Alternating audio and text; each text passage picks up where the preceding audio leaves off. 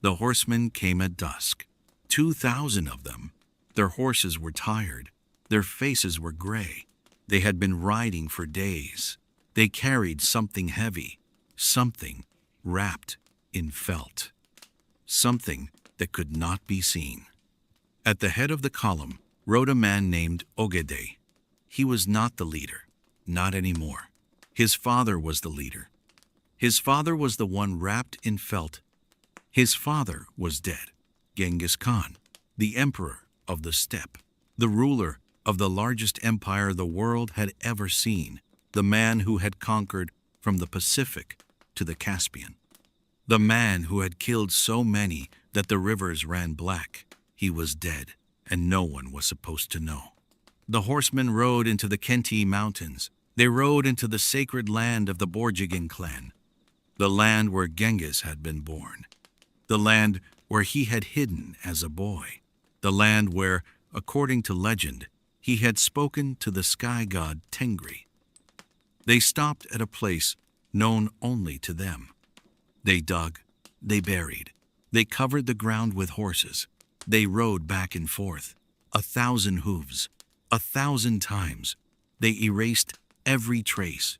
Then they killed the witnesses, the slaves who had dug the grave, the soldiers who had guarded the site, the craftsmen who had built the coffin, every living thing that had seen the burial. 2,000 horsemen rode into the mountains.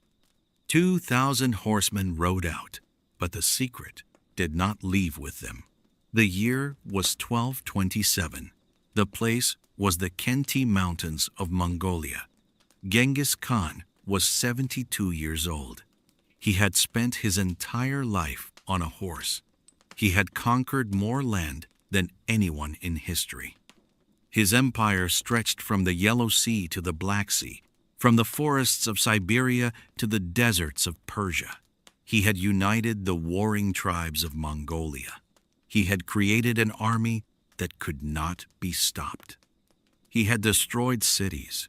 He had built nations. He had changed the world. He died as he had lived.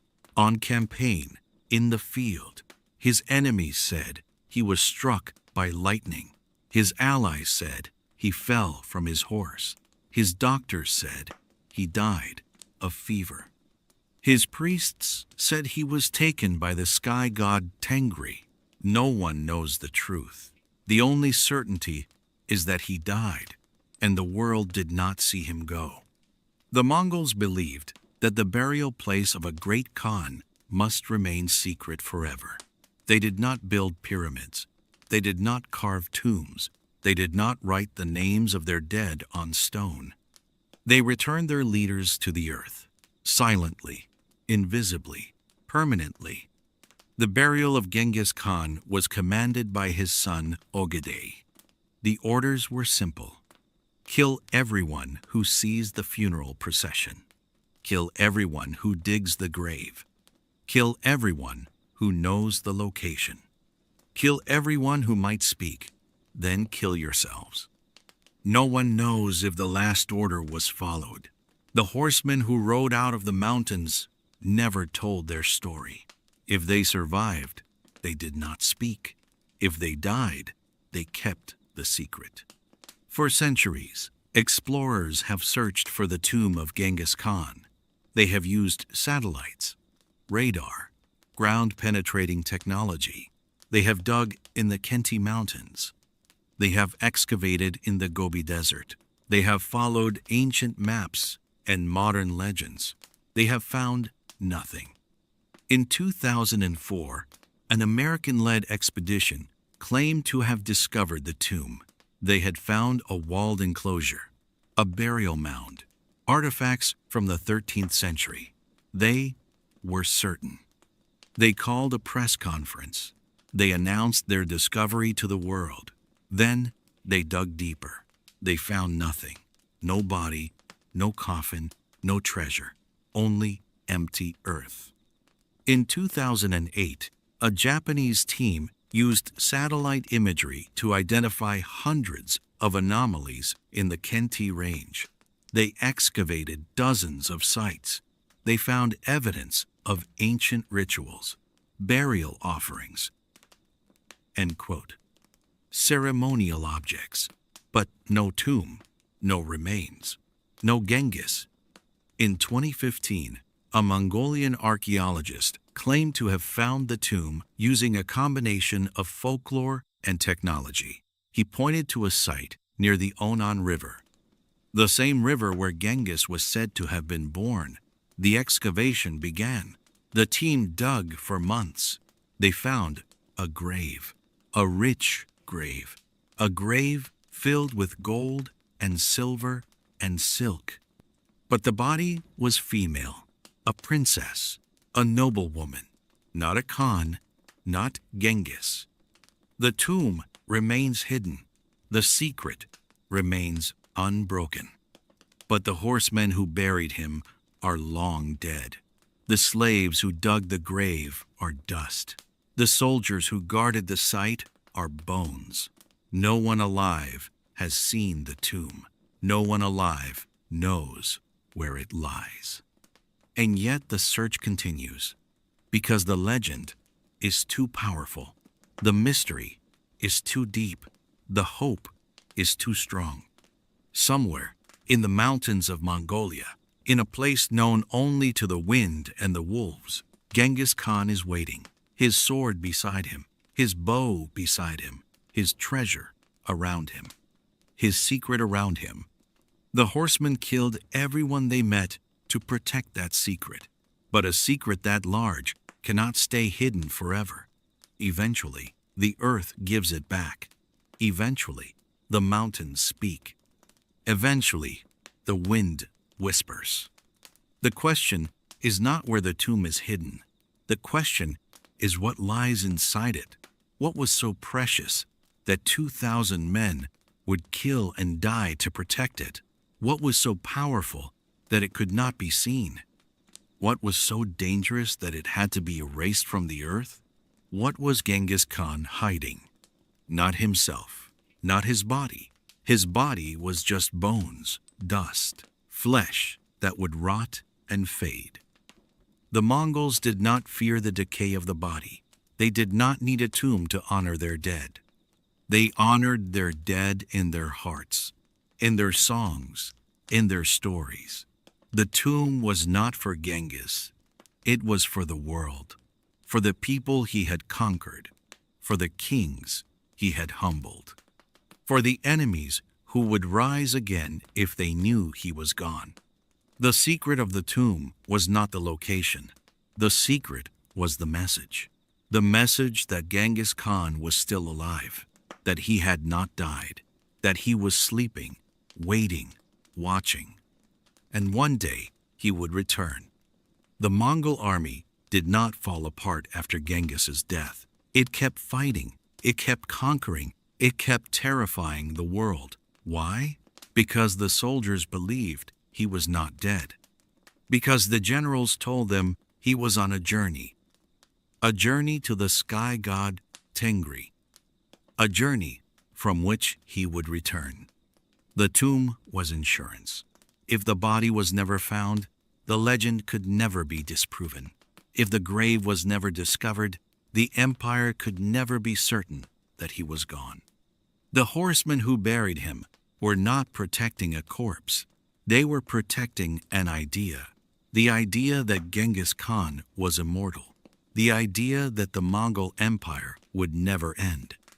But there is another possibility, a darker possibility, one that the historians do not like to discuss. Genghis Khan was not just a conqueror. He was also a shaman, a man who spoke to gods, a man who, according to legend, could command the weather, the spirits, the dead. On his final journey, he carried something with him, something he had found in Persia, or India, or China, something that the shamans had warned him about, something that should not be touched. Some say it was a map of the world beyond the world, a map that showed the way to the land of the dead, a map that would allow a living man to walk among the spirits and return. Some say It was a sword forged from metal that fell from the sky, a sword that could cut through anything: stone, steel, iron, even time itself. A sword that had been wielded by a king who was not human, a king who came from the stars. Some say it was a book written in a language no one could read, a book that contained the names of every person who would ever live, a book that, if opened, would end the world. The horsemen buried these things with Genghis, or they buried them separately, in a different place, a place even more secret than the tomb, a place that would never be found. The search for Genghis Khan's tomb is not a search for gold. It is not a search for glory. It is a search for power, for the power that the great Khan hid from the world, for the power that could change everything. The question the horsemen were trying to answer was not, "Where shall we bury him?" The question was, "What must never be found?" And they killed to protect their answer. 2,000 horsemen, 2,000 witnesses, 2,000 men who would never tell the secret because they were dead before the sun rose. But secrets have a way of surviving, in the blood, in the bones, in the stories that are passed from father to son, in the legends that are whispered around fires on the steppe. The horsemen are gone, but the secret remains, buried somewhere in the Khenti Mountains, buried under the hooves of 1,000 horses, buried under the silence of 1,000 years. And every so often, on a night when the wind is right and the moon is full, you can hear them, the horsemen, riding, still guarding, still protecting the secret that cannot be told. Genghis Khan is dead, but his tomb is alive, waiting, watching, whispering. The question is not where it is. The question is what happens when someone finds it. 65 years before the burial, the Khenti Mountains again. The year was 1162. A boy was born by the Onon River. His father was Yasuge, a chieftain of the Borjigan clan. His mother was Holun, a woman stolen from another tribe. The boy was born with a blood clot in his fist, a sign. The shaman said he would become a great warrior, a killer of men, a uniter of tribes. 8. They did not say he would conquer the world. Perhaps they did not know. Perhaps they did not want to know. His name was Temujin, blacksmith. The name was ordinary. The boy was not. When Temujin was 9, his father was poisoned by the Tatars, a rival tribe, a slow death, a painful death. Yasuge died on the steppe, surrounded by his sons, his wives, his warriors. Temujin watched. He did not cry. He made a promise. He would kill every Tatar who had shared the poisoned drink. He would not rest until the Tatar tribe was erased from the earth. He kept his promise. After Yasuge's death, the clan abandoned Hoelun and her children. They took the horses, the sheep, the tents. They left the widow and her sons to die on the steppe. Temujin was 9 years old.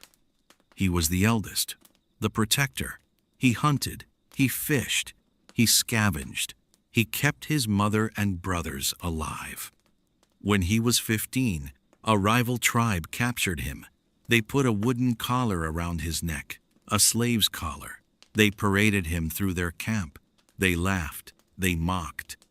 They did not know they were laughing at the future emperor of the world. Temujin escaped. He hid in a river. He waited until the guards looked away. He ran. He found his mother. He found his brothers.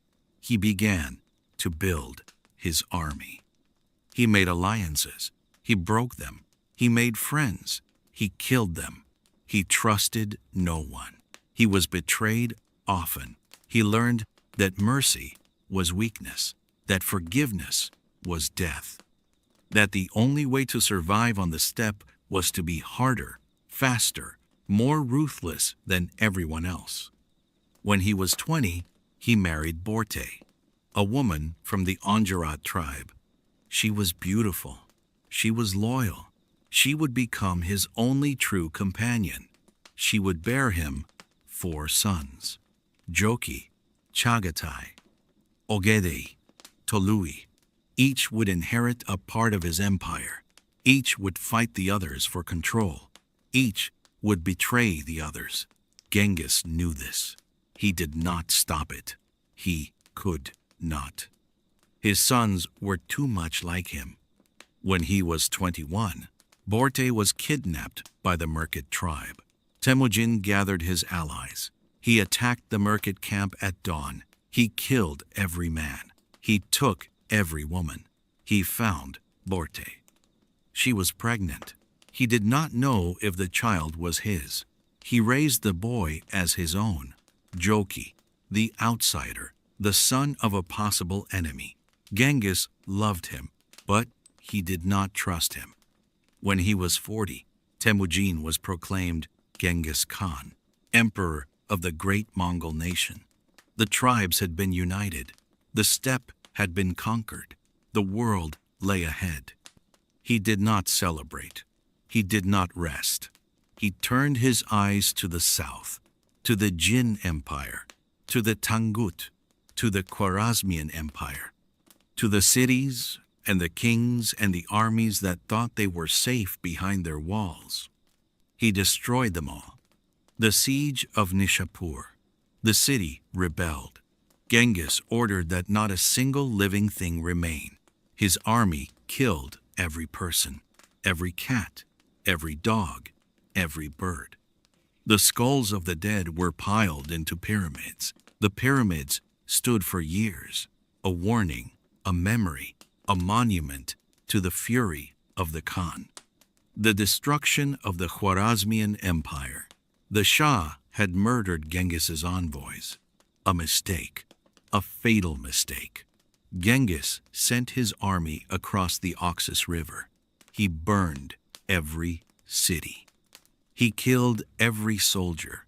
He hunted the Shah across Persia. The Shah died on an island in the Caspian Sea, alone, afraid, forgotten. Amen, amen, amen.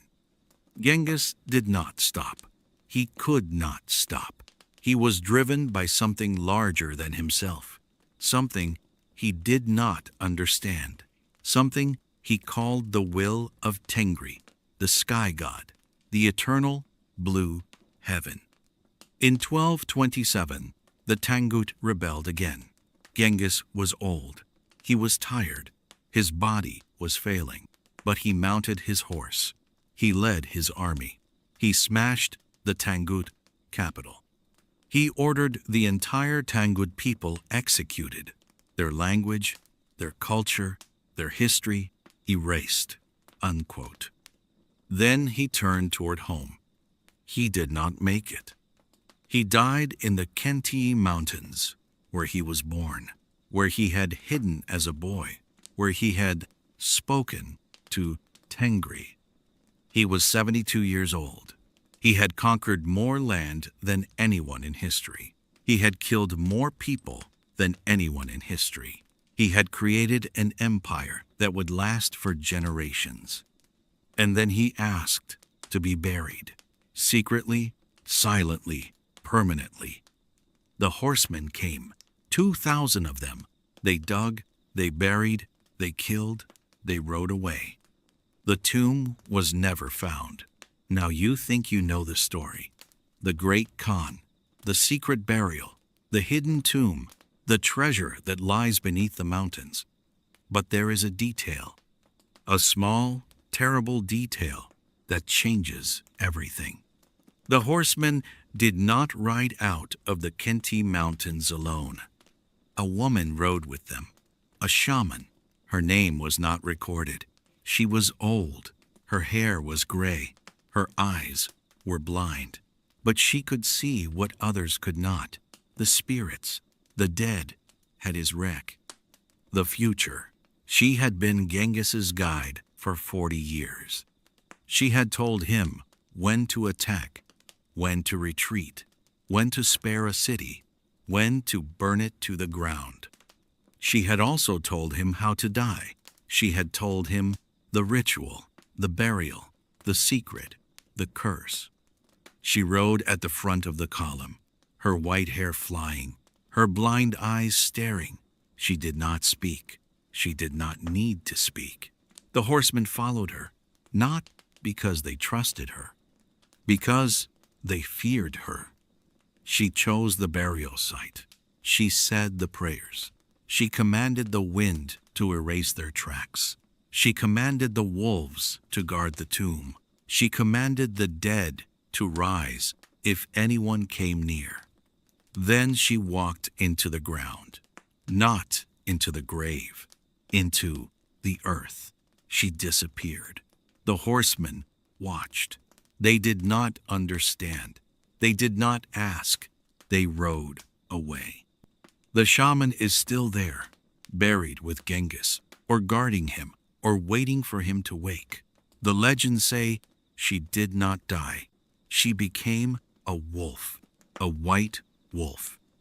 A wolf that roams the Khenti mountains, watching, waiting, protecting. The horsemen killed everyone they saw, but they did not kill the shaman. She killed herself, or she did not die, or she was never alive. The question is not what the horsemen were hiding. The question is, who is still there, watching, waiting, guarding? The wolf that is not a wolf, the woman who is not a woman, the secret that cannot be told. The historical record of Genghis Khan's death is unusually thin. The secret history of the Mongols, the primary source for his life, ends abruptly in 1227. The final passages are missing, burned, lost, hidden. No one knows. The other sources contradict each other. The Persian chronicler Juvaini wrote that Genghis died from a fever after a hunting accident. The Chinese historian Song Lian wrote that he was struck by lightning. The Marco Polo account claims he died from an infected arrow wound. The Mongol tradition says he was taken by Tengri. No one agrees. The only certainty is that he died and the world did not see him go. The burial ritual is described in the works of the Persian historian Rashid al-Din. He wrote that the Mongols buried their khans in secret locations. The funeral procession killed everyone it met. The grave was covered with trees and grass. The site was then surrounded by 1,000 horsemen who rode back and forth until the ground was indistinguishable from the surrounding steppe. The soldiers who performed the burial were executed. The soldiers who witnessed the execution were executed. The secret died with the dead. Rashid al-Din was a vizier to the Mongol Ilkhans. He had access to court records. He spoke to survivors. He knew the traditions. His account is the most reliable. But even he admitted that the location of Genghis's tomb was unknown. Every Mongol knew it existed. No Mongol knew where. The search for the tomb has been ongoing for 8 centuries. In the 13th century, Marco Polo claimed to have visited the burial site. He said it was in the Altai Mountains. He said the Mongols guarded it with 1,000 horsemen. He said anyone who approached was killed. His account is likely fiction.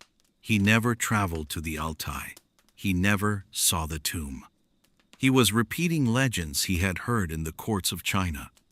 In the 19th century, Russian explorers searched the Khenti range. They found burial mounds. They excavated. They found nothing. The Soviet government banned all searches in the 1920s. They did not want a nationalist symbol. They did not want the Mongols to remember their great Khan. They wanted the empire forgotten. After the fall of the Soviet Union, the searches resumed. The Mongolian government cooperated with international teams, but they also imposed restrictions. No excavation could disturb sacred sites. No excavation could remove artifacts from the country. No excavation could prove that Genghis was dead. Mongolia loves its hidden Khan. The mystery is more important than the answer. The legend is more powerful than the truth. In 2001, a team of American archaeologists claimed to have discovered the tomb. They used ground-penetrating radar. They found a large underground structure. They found evidence of ancient rituals. They were certain. They applied for permission to dig. The Mongolian government refused. The archaeologists protested. The government did not change its mind. The site remains unexcavated. The mystery remains unsolved. In 2004, a Japanese team used satellite imagery to identify a site near the Onan River. They excavated. They found a burial, a rich burial, a burial filled with gold and silver. But the body was not Genghis. It was a nobleman, a general, a man who had served the Khan. The tomb was a false lead, or a decoy, or a coincidence. In 2018, a Mongolian archaeologist announced that the tomb was not in the Khenti Mountains at all. It was in the Gobi Desert, a remote region, a region that had never been searched. He had found a stone monument, a monument inscribed with the name of Genghis Khan. The monument was real. The inscription was real. But the tomb was not there. It was a memorial, a marker, a stone that said, "He passed this way." It did not say where he stopped. The search continues. The expeditions keep coming. The technology keeps improving. The hope keeps burning. But the Khenti Mountains are vast. The steppe is endless. The tomb is small, a hole in the ground, covered by grass, hidden by time.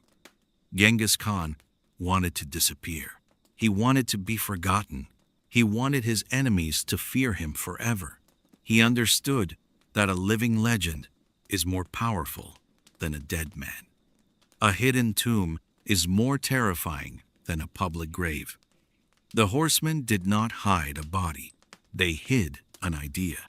The idea that Genghis Khan is still watching, still waiting, still ready to return. That is the secret. That is the treasure. That is the curse. No one will ever find the tomb, because the tomb does not exist, not in the way we think. The tomb is the legend. The legend is the tomb, and legends do not die.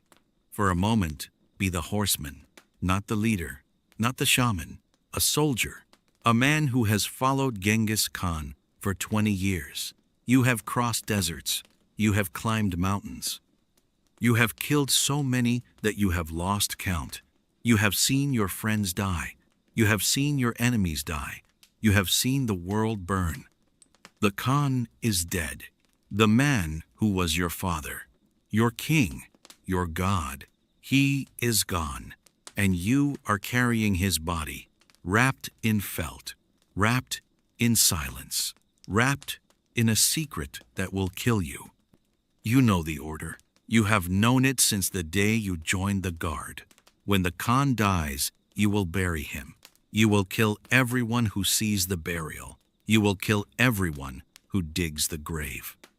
You will kill everyone who knows the secret. And then you will kill yourself. You do not want to die. You have fought too long, survived too much. You want to go home, to your wife, to your children, to the steppe where you were born. But there is no home anymore. There is only the Khan, the dead Khan, the secret that must not be spoken. The column rides through the mountains. The sun is setting. The shadows are long. The wind is cold. You are tired. Your horse is tired. The body is heavy. The secret is heavier. The shaman leads. Her white hair blows in the wind. Her blind eyes see nothing, but she knows where she is going. She has always known. You reach the place, a valley, hidden, sacred, the place where the Khan spoke to Tengri, the place where he became more than a man, the place where he will return to the earth. The slaves dig. They are not soldiers. They are prisoners, captives from the Khwarezmian Empire. They do not know what they are digging. They do not know who they are burying. They do not know that they are already dead. The hole is deep. The body is lowered. The felt is unwrapped. You see his face, gray, still, peaceful. He looks like he is sleeping. He has always looked like he is sleeping. Even in battle, even in the midst of killing, his eyes were calm. His hands were steady. He was never afraid.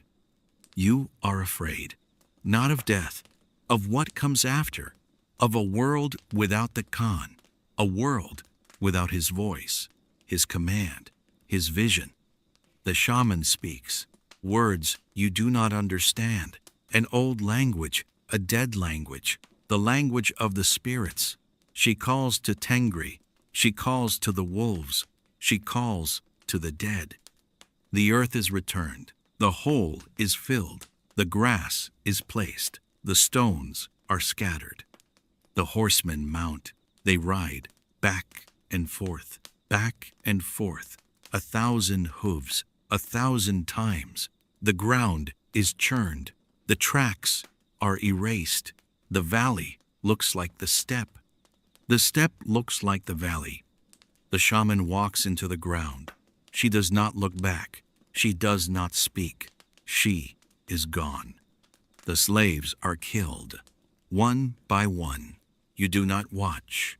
You have seen too much death. You do not need to see more.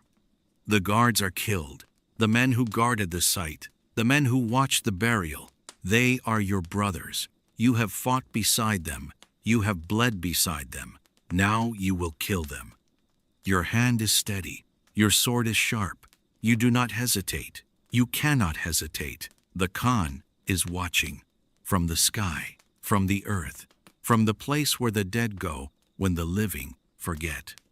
The last guard falls. His eyes are open. His mouth is open. He is not surprised. He knew the order. He accepted the order. He died as a Mongol without fear, without regret. The horsemen gather. 2,000 of you, 2,000 men who have seen the secret, 2,000 men who must die. You look at the man beside you. His name is Temur, Iron. He is young, 22. He has a wife in Karakorum, a child he has never seen. He will not see them now. He looks at you. He nods. He knows. The order comes, not from the shaman. She is gone. Not from the Khan. He is dead. From the sky. From Tengri. From the voice that speaks in the wind. You know what to do. You draw your sword. You place the point against your heart. You look up at the sky, at the stars, at the moon that has watched over you for 40 years. You think of your mother, her face, her voice, the songs she sang.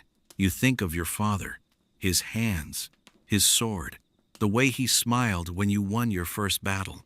You think of your wife, her hair, her eyes, the way she said your name. You close your eyes. You push. The pain is sharp, bright, brief. Then nothing. The horsemen ride no more. The secret is kept. The tomb is hidden. Genghis Khan sleeps, and the world does not know where. Every choice has a price. Genghis Khan chose to conquer. He could have stayed on the steppe, ruled a small tribe, grown old with his family, died in his bed. He chose the sword, the fire, the blood. His price? He never knew peace. He never rested. He never stopped running. He died on campaign, far from home, surrounded by enemies he had made. He paid with his life. But he also paid with something else. His sons, his empire, his legacy, they fell apart after he died. His children fought each other. His grandchildren killed each other. The empire splintered. The Mongols were forgotten. This crazer. That is the price of greatness. You build something, your children destroy it. The horsemen chose to obey. They could have run, could have hidden, could have told the secret. They chose silence, death, loyalty. Their price? They never saw their families again. Never held their children, never grew old. They died in the Khenti Mountains. Their bones are still there, mingled with the earth, forgotten, unnamed. That is the price of loyalty. You give everything, you get nothing, and you do it anyway. The shaman chose to disappear. She could have stayed, could have been a leader, a guide, a memory. She chose the earth, the darkness, the silence. Her price? She is a legend now, a ghost, a wolf that watches from the hills. She is not alive. She is not dead. She is something in between. That is the price of magic. You lose yourself. You become the story. The empire chose to forget. Genghis Khan wanted to be remembered. He wanted his name to live forever. He wanted his enemies to tremble at the sound of it. His price? He is remembered. But he is not known. His face is unknown. His voice is silent. His tomb is hidden. The world remembers the name. The world does not remember the man. That is the price of fame. You become a symbol. You cease to be human. And the secret the horseman died to protect. It chose to live, to hide, to wait. Its price? It is still there, in the mountains, in the earth, in the hearts of those who believe. It has waited 8 centuries. It can wait 8 more. That is the price of a secret. It does not age. It does not fade. It simply waits. Some say the tomb does not exist. Genghis Khan was not buried. He was cremated. His ashes scattered on the steppe. The story of the burial was invented by his sons to protect the empire, to make the enemy believe he was still alive, to keep the army fighting. This is possible.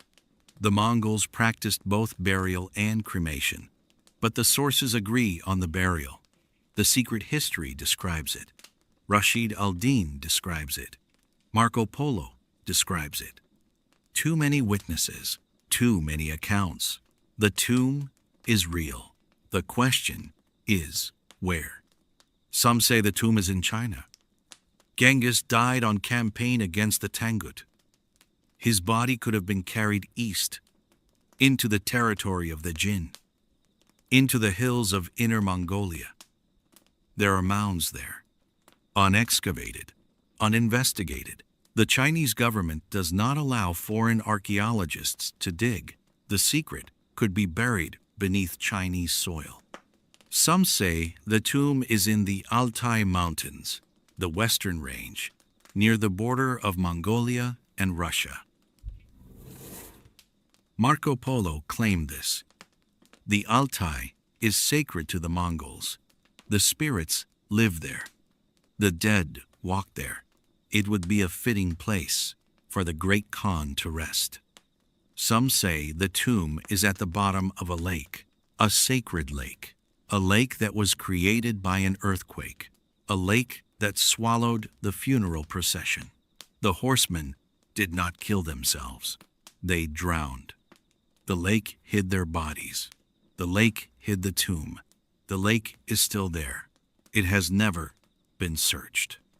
The simplest explanation is the most frustrating. The tomb is in the Kentai Mountains, exactly where the legends say. It has not been found because it cannot be found. Not with satellites, not with radar, not with ground-penetrating technology. The grave is too small. The site is too large. The mountains are too vast. 8 centuries of searching, 8 centuries of failure. The tomb is either very well hidden or very well protected, or both. Genghis Khan wanted to disappear. He succeeded. No one has found him. No one will. Not because the tomb is impossible to find, because the world does not want to find it. The mystery is better than the answer.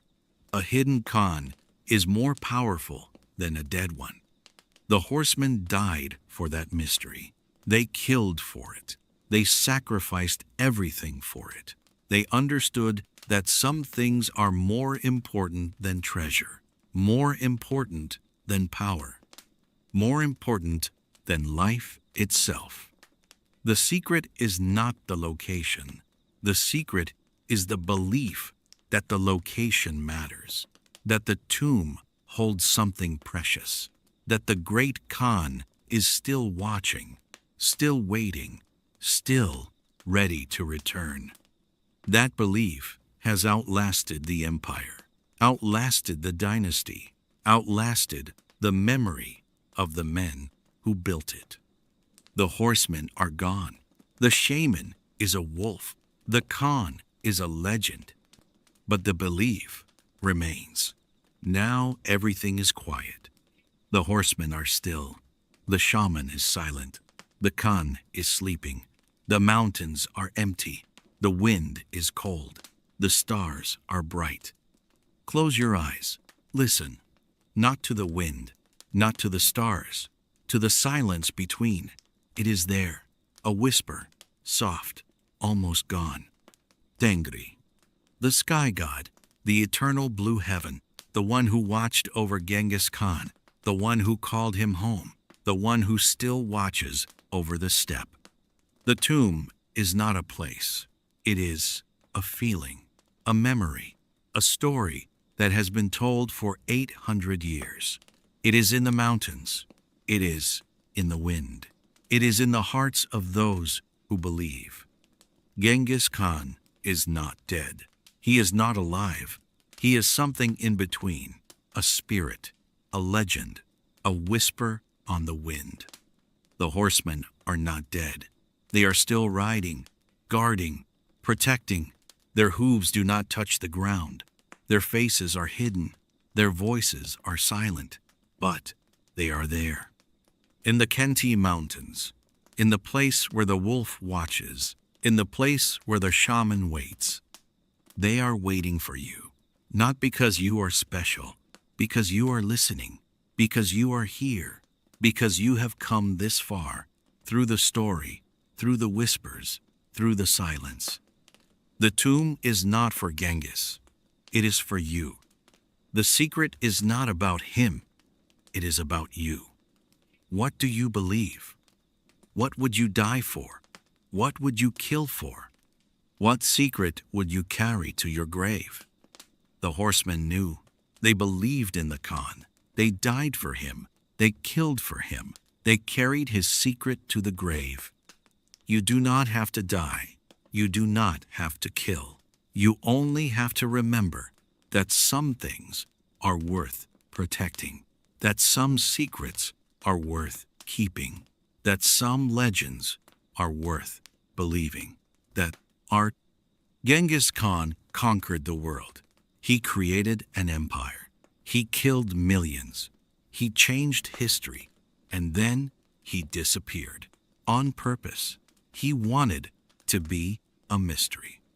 He wanted to be a question without an answer. He succeeded. 8 centuries later, the question remains.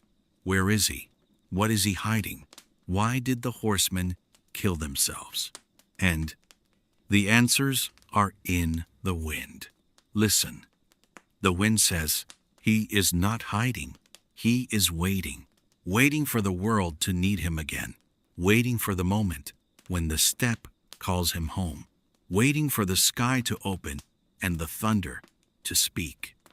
He will come back. Not as a man, as a memory, as a story, as a whisper. You are that whisper. You are that story. You are that memory.